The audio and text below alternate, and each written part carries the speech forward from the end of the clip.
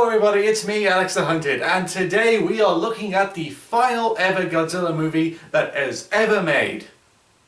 Until Godzilla 2014 came out. Okay, so today we're looking at the final Godzilla movie that was made by Toho. Until Godzilla Resurgence comes out this year, but okay. So today we're just looking at Godzilla Final Wars, which was supposed to be the very last Godzilla movie Toho ever made. But here's the thing, Toho have said this before. You see, Destroy All Monsters was supposed to be the final Godzilla movie. Until it made so much money, they went and kind of screwed up the rest of the franchise until they had to go on a 10-year hiatus. But then, Godzilla Vs Destroyah was supposed to be the very last Godzilla movie ever made. And they made sure it was the very last Godzilla movie because they went and killed him off. Until Godzilla 1998 happened and Toho felt that they had to bring back some honour to the Big G's name.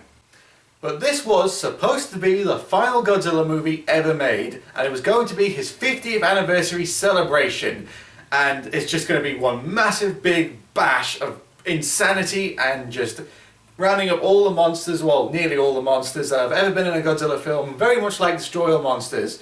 So get ready to throw logic out of the window, because this is Godzilla Final Wars.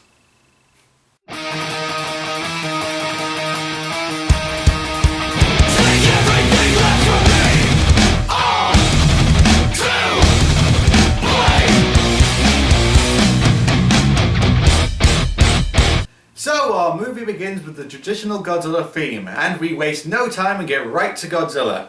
In the Arctic for some reason, as we find him in the middle of some battle. With the Gotengo, a flying battleship with a huge drill nose. This thing has also been in Toho movies, but has never been in a Godzilla movie, until now. And it straight away gets down by Godzilla. What a great debut. So as Godzilla comes to finish the crew of the flying battleship, out of nowhere and all of a sudden, an earthquake happens. Just because. It also opens up the ground that Godzilla is standing on, and he falls into a giant hole. One brave crew member jumps to the controls, firing missiles at a giant ice mountain, blowing it up, burying Godzilla, trapping him in ice forever.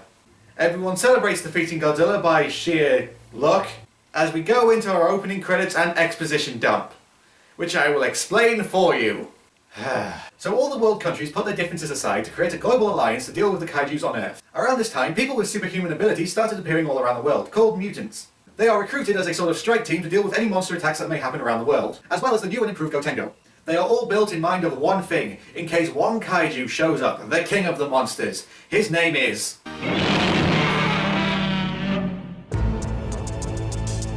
So after our opening credits, we get some more monsters, as the new and improved Gotengo is being attacked by Manda, who is basically a giant underwater dragon who wraps around things. Which he is doing so, wrapping around the Gotengo and starting to crush it. But Manda is in trouble because the Gotengo is being captained not by any mere mortal. No, she's being captained by the awesomeness that is MMA fighter Don Frye. And he is just awesome in this movie. He makes Chuck Norris look like a child. Don comes close to matching Godzilla in sheer badassness, but second place is fine compared to Godzilla. Anyway, Don and his amazing mustache drives deeper into the ocean, near some lava, to burn Manda off. Which works, making Manda run away and charge at the Gotengo, until they freeze him with a freeze cannon, which I don't really know how it works, because wouldn't the freeze cannon just freeze all the water around it, not just Manda, but oh well, they freeze Manda and drill right through him. Manda's gone, sir. No, I don't think he's gone, I think he's dead.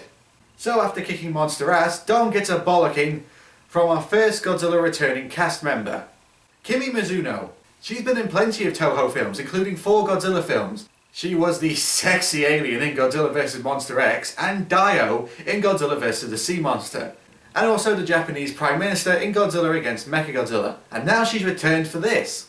Anyway, after that we get more fighting, with 2 mutants fighting each other in a very Matrix-esque fight scene. In fact, everything about these mutants seems to feel like a Matrix rip-off. But given the fact that The Matrix was inspired by Japanese martial arts movies, I guess it's come full circle.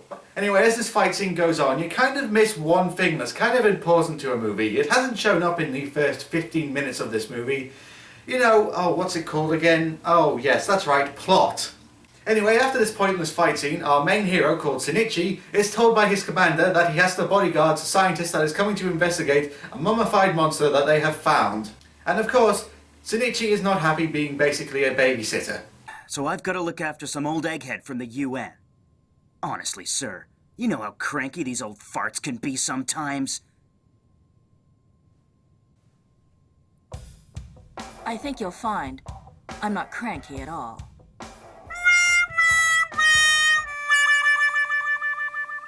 And as you can tell by this scene, there is absolutely no way that these two will become a romantic couple by the end of this movie. Not with this heated dialogue that they're having with each other. So we go and see the mummified monster, and boy doesn't that look familiar. Like some kind of cyborg alien with swords, but it couldn't be. Well, actually it turns out that the mutants are related to this monster.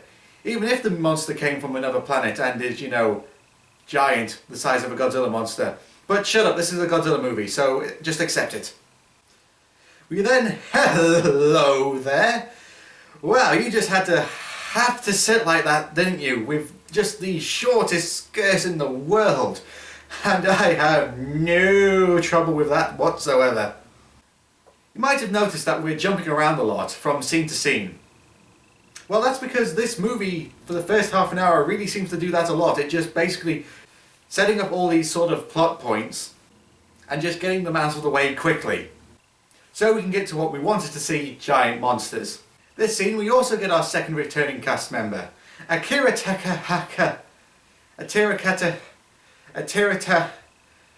Him, one of Toho's big stars, rocking an awesome beard as well. And he's the head of the UN in this movie, so good for him. We then cut back to the scientist where we get a visit from some mysterious but familiar little fairies. Please listen. There's something we must tell you. Come play with us, Shinichi, forever and ever and ever. So the fairies tell us that the mummified monster is none other than Gigan, and fought a Mothra many years ago, and is all evil and such. And that because the mutants have Gigan's DNA, they can also become evil too, because of magic and science and some shit. Anyway, the UN leader is flying to New York when they get some unwanted turbulence, and the plane is destroyed. But before we get to find out what caused that, we get to take a look at what Japan thinks happens in America. Yo, hey, man, yo, don't be shooting my car. Keep your hands off. Yo, you listening? Can't you read the sign? 5 minutes, 5 seconds, doesn't freaking matter, because I'm gonna bust you up. I'm looking at a dead man. I'm looking at a dead man. Yo, what's up? Oh, come on, put the gun down. No, see, too late for that. Just here in a hand cannon. I'll blow your ass all the way back to Jersey. Great! Go for it. Shut the hell up. You drunk. I don't know about you, but I think they're kind of on the money with that. But this is interrupted by something way more threatening.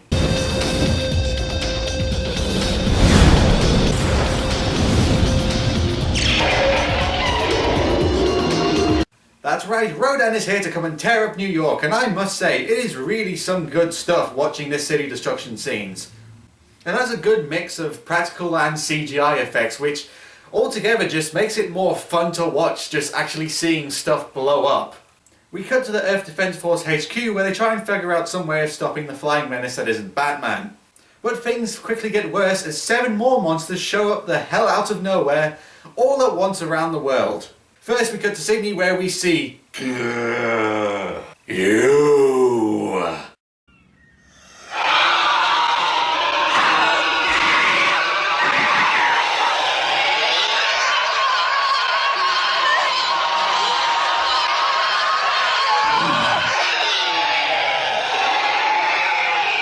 Yes, Zilla is in this movie. And he's the only monster that is always in CG throughout the entire movie, and it's bad CG. But I keep on thinking that they've done this on purpose to make fun of the film that, you know, Zilla came from. Like, they've gone to Roland Emmerich and TriStar to go, you made our monster look like shit, so we're going to do the same to yours. And I gotta say, kudos to the movie for doing that. But we do get a good look of all the monsters attacking all the cities, and it is glorious. Anguirus, King Caesar, Kamacuras, Kamonga, Rodan, Ebera, and yes, even Zilla get to show off, and it's just amazing. But then we get this random kid, and he's entirely pointless. He only shows up for this one scene, and after this he is never seen again. The only reason I can kind of see this scene being in the movie is because one of the toys he's playing with looks like a turtle. A turtle monster. And let's take a look and see what happens. You loser! I don't know about you, but that roar coming from that turtle monster sounds very familiar. Almost like Toho has just sent out a challenge. Anyway, the rumbling tanks are deployed to fight the monsters, and as you can imagine, they're shit and hardly do anything but just piss off the monsters some more. And then this scene comes the hell out of nowhere. Seriously, watch this transition. I didn't change this in any way.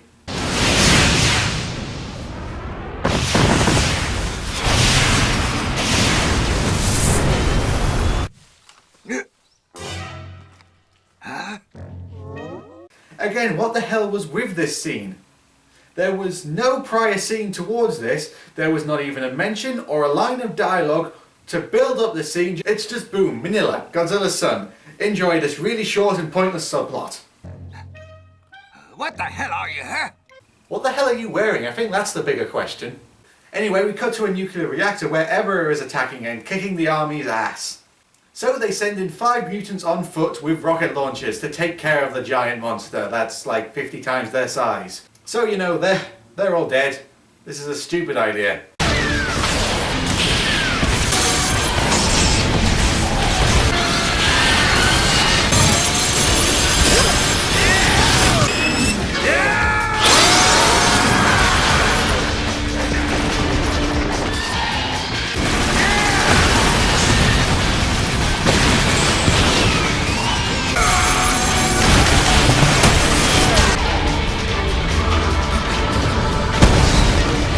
Oh, that's right, I forgot. Ebera is one hell of a weak monster. But before the Japanese Matrix can land the finishing blow, Ebera and all the other monsters are beamed straight up into a UFO. That looks like Lawrence Llewellyn-Bowen gave the Death Star a fruity makeover. And they've also saved the UN leader. This is not suspicious at all. But anyway, the leader teleports them to the mothership, where we meet the alien Matrix ripoffs called the Exilians. They're here to be our friends and share our technology and warn us about a giant planet that is heading towards Earth and will destroy us all. I'm sure people dressed like this can be entirely trusted 100%. Just when we find out about Gigan's origins, our Exilian friends show up. Well, that doesn't mean there's a connection between them, you know. Yes, it does. Of course there's got to be some kind of connection. And no one is questioning the fact that all these monsters show up the hell out of nowhere, and then these aliens also show the hell out of nowhere, but out of sheer coincidence they know exactly what to do to get rid of all the monsters. But no, the world just goes on about these aliens are here about friendship and magic and all that crap. Well, I see you've got yourself a boyfriend. Are you kidding? No, he's not my boyfriend. Just want to let the audience know that there is no chance that these two are going to become a couple at the end of this movie. But it turns out pretty quickly that the Exilians have been replacing all of the leaders of the UN and the heads of the EDF, because they have footage and none of the leaders ever seem to blink. And also one of the UN leaders gets attacked by some random guy who you would think would be important to the plot, but again, after the scene he is never seen or heard of again.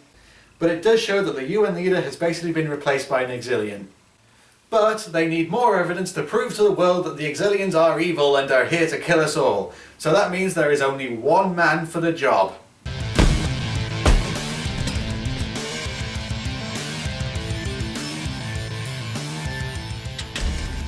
Captain Gordon.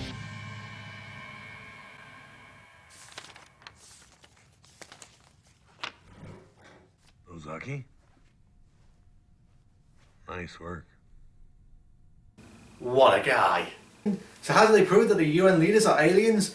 They could just show the evidence that they have to YouTube, but then again it probably would have been taken down for copyright reasons. Well, you know, what they say are copyright reasons. No, Don basically just storms into the room and shoots the UN leader point blank on live television. Imagine if he was wrong.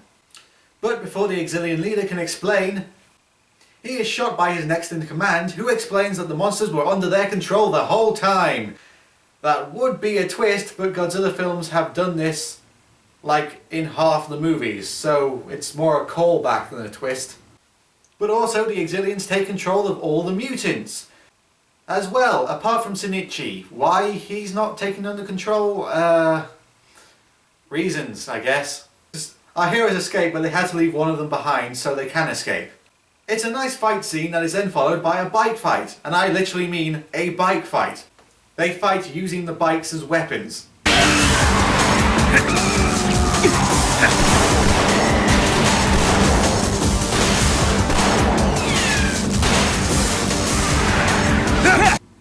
You're not even trying to hide the fact now, are you? I mean, you could basically replace this entire fight scene on the highway with the highway brawl music from The Matrix.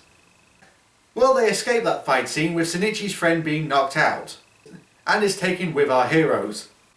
And then this happens. Gigan!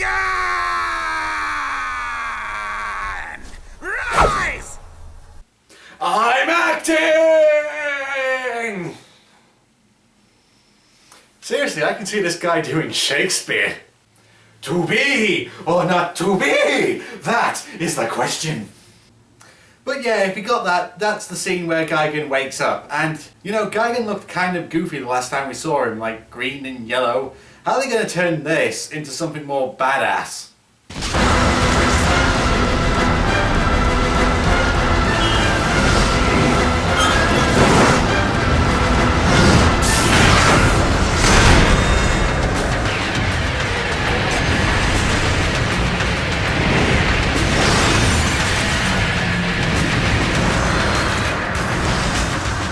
That'll work. I mean, seriously, this version of Gigan is one of the most badass and just awesome things that you could ever see. I mean, it looks like something the Reapers would make. So the Exilians release all their monsters and all their ships and basically defeat the entire world in about 10 minutes. But our heroes make it to the Gotengo and they think there is only one weapon that can possibly beat the invaders. Not the Gotengo, something much more deadly. Godzilla. The most destructive weapon on Earth. Captain, are you telling me that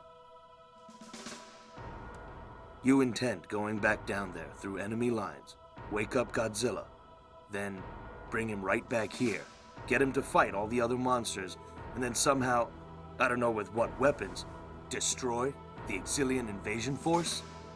Then go back to the South Pole and lock up Godzilla again? Yes. That is the best plan ever, and I will follow this man into hell itself. And they set off, but with some kick-ass soundtrack. That's like, here we go to save the day, we're going to wake up Godzilla and kick these aliens' ass. Something like that.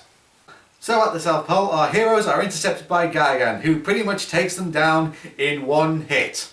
They try firing their missiles at Gigan, but he evades them all, causing them to miss.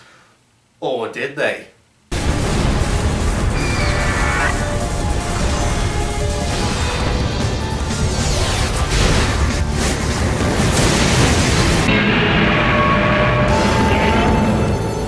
That's right, the king is back and this time he is pissed. This is the first kaiju match of the movie. It's Godzilla versus the new and improved Gigan. This is going to be epic.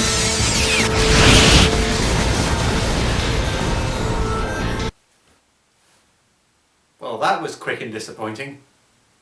Seriously, we have all this build up to Gigan and he's defeated in a minute. That's really the biggest disappointment of this movie. Because there's so many monsters for Godzilla to fight that none of them really put up much of a fight. All the fights are over in about 2 minutes. Yes, it shows how badass Godzilla is, but there's nothing really to these fights. They're just in and out and over. So Godzilla recognizes the Gotengo and wants to settle the score, and follows it towards the Exilian mothership. So the Exilian leader sends their entire monsters to fight Godzilla, starting with...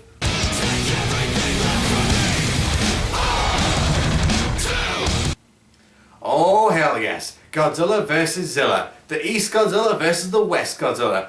A fight fans have been wanting for so very long. And the Japanese gave it to us, so let's see what happened.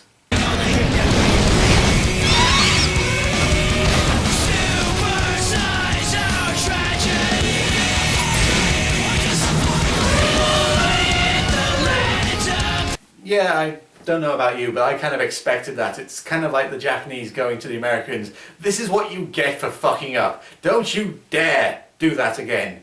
And, you know, I'm kind of happy that the Americans listened. So Godzilla goes along fighting the other monsters that are just no match for him. They can barely even touch him, and that just proves how badass Godzilla is.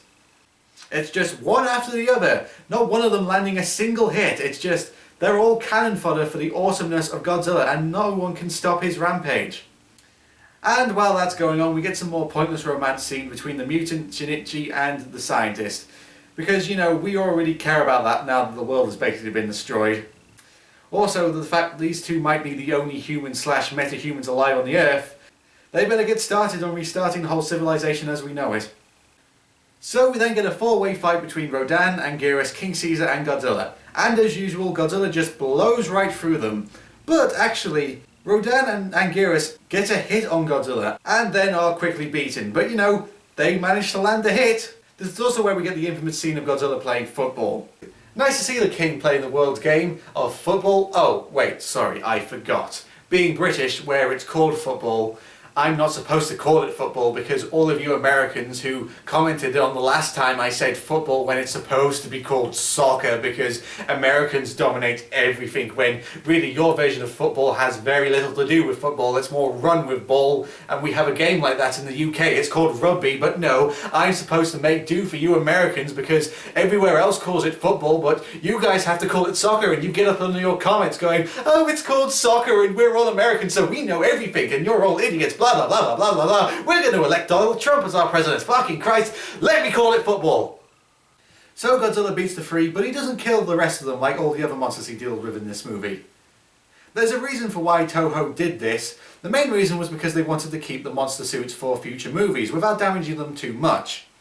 But that leads to a nice fan theory that says that Godzilla actually remembers that these two were allies in past movies and past fights, so he decides to spare them. Anyway, our heroes make it to the mothership, and our overacting leader launches everything he has at the Gotengo, which, given the fact that they easily overthrew the entire planet in minutes with this fleet, the fact that they can't take down one ship seems to be a little like the Gotengo is on God mode or something. So Shinichi's friend, who was evil before but now isn't, and has done nothing up to this point for the past hour that we haven't seen him, decides to get into a jet and basically do a kamikaze run into the mothership, destroying the shields and dying. Wasn't that character very important for all three scenes that he was in? So with the mothership damaged and all the other ships destroyed, the Gotengo decides to literally drill right through the mothership to get inside. But then the bad guy teleports in and kills all the crew apart from our main heroes. Arrogant Earthlings. Did you really think we'd let you board our ship? That's right! I let you get this close and heavily damage my mother's ship, destroying most of my other ship and defeating/killing all my other monsters, when I could have just teleported to you the entire time and killed all of you. It was all part of my plan too.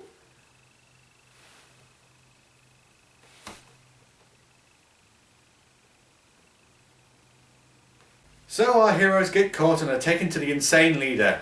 And as that's going on, our two fairies summon Mothra. Why they didn't do this hours ago, I don't know, but before you can think too much about that, Godzilla does more badass stuff.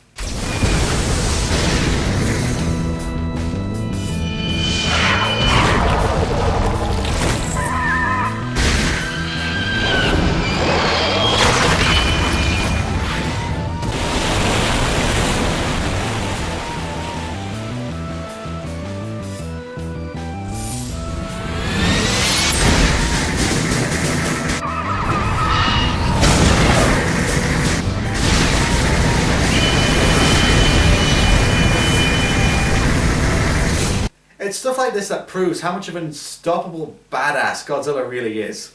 After that, the Exilians do the unthinkable. They take off Don's hat. You bastards! You're going down now. So our bad guy explains the plan the whole time was to basically, they need humans for food, and they've been harvesting them by also killing a lot of them. This plan sort of rings a lot of the Reaper's plan, but a lot less stupid. But I gotta say, I do love the guy who's playing the main villain, and even his dub actor just seem to be having a ball, overacting like hell. Well, now let's enjoy the main event. The last chapter in the Godzilla saga. So the Exilians send a meteor at Godzilla, which doesn't work. It doesn't even scratch Godzilla. It just leaves him in a giant crater. Like it's all, is that the best you can do? But the meteor was carrying a new monster inside, simply called Monster X, which, if you're a Godzilla fan, means something. So while these two are busy in Mortal Kombat, Mothra shows up to help Godzilla, but the Exilians send their new and improved Gigan to attack her, making it a 2-on-2 fight. We do get a great shot of Mothra and Gigan in a flying battle over Tokyo Tower. And while that's going on, the Exilian leader decides to go Super Saiyan and take control of Shinichi, forcing him to start attacking his friends, until he gets stabbed by a magic glowing knife that was given to the scientist lady by tiny twin magic fairies. This makes Shinichi stronger and, okay, you're not even trying to hide it anymore when you are literally doing a shot-for-shot redo of that damn movie. So they start fighting Shinichi and the alien leader, and while that's going on, Don fights the woman who stole his hat, and while that's going on, the rest of our heroes find the UN leader and the EDF leader, but they get attacked by the rest of the mutants, under control of the Exilians. And while that's going on, Mothra and Gigan kill each other in battle, Mothra tricking Gigan to cut his own head, kind of like how Goku beat Frieza. And while that's going on, Godzilla and Monster X are still fighting, and while that's, oh for God's sake, will you just give me a moment to just catch up on what everything's going on? Jesus Christ, take a breather, will you? Back to the madness, Don beats the two Exilians with a badass one-liner about not hitting women, just before he hits a woman. So Shinichi is busy getting his ass kicked by the taunting Exilian leader, until Shinichi somehow masters his powers, and then the beatdown gets reversed, meaning that he defeats the Exilian leader. So with his plans in ruins, he self-destructs the ship, hoping to kill the rest of our heroes because he's a bit of a sore loser. Meanwhile, the rest of our heroes are being shot at.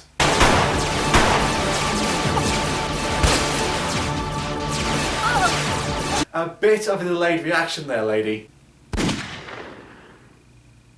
Ah! I have been shot! Hey, I thought I told you guys to get back to the ship. God, I love that man. So the mothership blows up and our heroes escape just in time. So that means the fight's over, right? The Exilians have been defeated, the day is saved. Oh wait, we forgot about Godzilla and Monster X fighting. That's kind of because the movie forgot they were fighting. But the fight's not over because Monster X was holding back.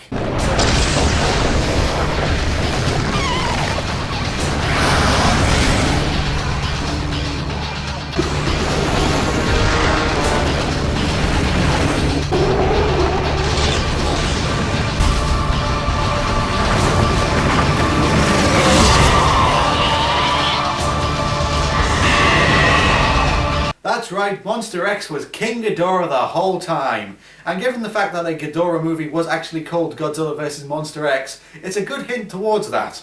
And really, who else was it going to be for the final battle of this movie? Godzilla vs King Ghidorah. The old enemies at it again in the final fight of Godzilla's 50th anniversary. The two great enemies are going to kick the shit out of each other. Well, actually, Godzilla gets his ass handed to him by King Ghidorah. They kind of solved the whole fact of King Ghidorah not having any arms by making his beams electrical gravity beams, giving him the ability to lift and drag Godzilla around, while shocking the hell out of him at the same time. King Ghidorah starts to bite and drain Godzilla's power, but it's not over because Shinichi, using the amazing power of I have no idea what, fires a beam at Godzilla, recharging him, meaning that Godzilla is mad, and that means King Ghidorah is about to get his ass handed to him. First, Godzilla goes for a double decapitation, followed by some more beating the shit out of King Ghidorah, and then Godzilla just finishes him off with his Omega Beam, destroying King Ghidorah's body in a huge ass explosion. But Godzilla is not done as he shoots down the Gotengo, immobilizing it for good. But before Godzilla can finish off the rest of the crew, his waste of time son from random subplot 348/67B, which hasn't appeared in the movie for over an hour now, comes in and we get this.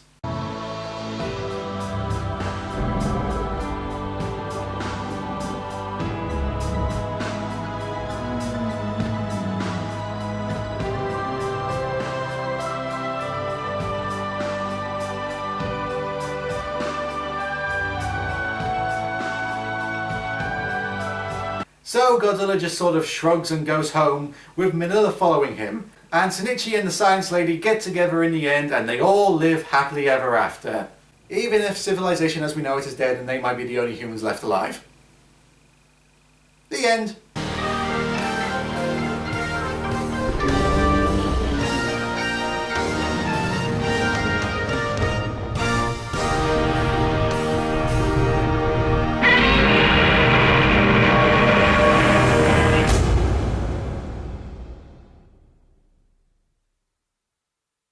And that was Godzilla Final Wars. It's awesome. I mean, don't get me wrong, if you're looking for a more serious Godzilla movie, very much like the original, this really isn't it. But if you're looking for just sheer entertainment, then this movie is hard to match. Everything about it is just such fun, and there is very little dull moments in between this movie. There's just from beginning to end, it just seems like this whole movie's on a sugar rush. I mean, yes, I would have liked longer monster fights, and Godzilla doesn't really make a full appearance until about an hour in. But apart from that, and yeah, some of the acting can be a bit hokey, but apart from that, I really can't think of anything that's particularly wrong with it. Yes, some subplots can just be forgotten about, but to be honest, a movie this insane, it's just, you can forgive it because it's just such entertainment. So if you want to see a movie which just, it actually just throws logic completely out the window and actually, you know, is clearly made by someone who cares and actually cares about the franchise and, you know, had a lot of love for it, then I would say give Godzilla Final Wars a look. So with that done, it is time to go back to the wheel, and I will see you guys next time when I review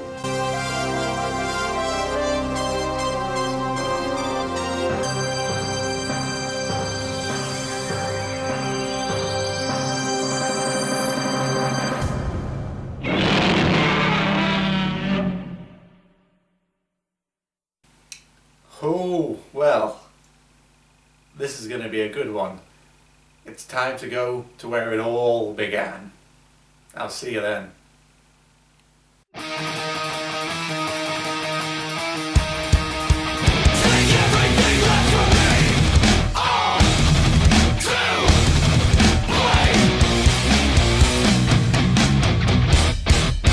How can we still succeed taking what we do?